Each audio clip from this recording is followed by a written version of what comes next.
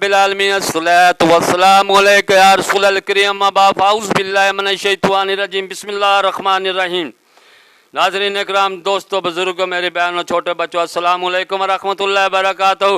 उम्मीद है अल्लाह के फज़ल से आप सब खैरियत से होंगे। अल्लाह ताला आप सबको अपने हिफ्ज़ ईमान में रखे और शैतान के शर से महफूज रखे और हम सब का खात्मा ईमान पर फरमाए।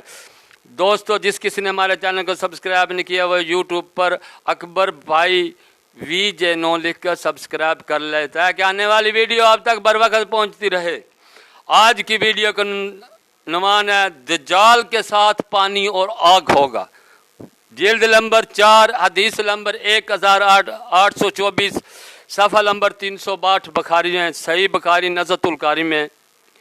उकबा बिन उमरू ने हज़रत हुज़ैफ़ा से कहा, आपने रसूल अल्लाह सल्लल्लाहु अलैहि वसल्लम से जो कुछ सुना है क्या हमसे बयान न फरमाएंगे?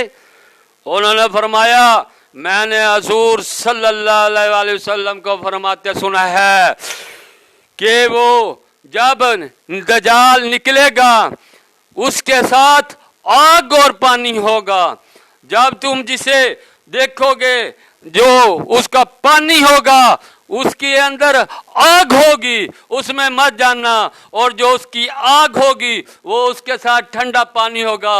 जो कोई इसको पाए यानी इस जमाने को पाए उसकी पानी में न जाना, उसकी आग में जाना, क्योंकि जो उसके साथ आग होगी वो ठंडा पानी होगा, मीठा पानी होगा, और जो उसके साथ मीठा पानी होगा वो आग होगी। उस मीठे पानी में न जाना, उस आग में जाना। यानी कि नबी सल्लल्लाहु अलैहि वसल्लम ने फरमाया कि जो आने वाला जब दज्जाल निकलेगा उसके साथ पानी और आग होगा, मीठा पानी होगा और आग होगी। अगर कोई तुम में से उसका ज़माना पाए यानी कि वो वक़्त पाए तो उसकी आग में जाना, उसके मीठे पानी में न जाना, क्योंकि उसका मीठा पानी आग होगी और उसकी आग मीठा पानी होगा, उसकी आग मीठा पानी होगा। अस्सलामु अलैकुम व रहमतुल्लाहि व बरकातहू।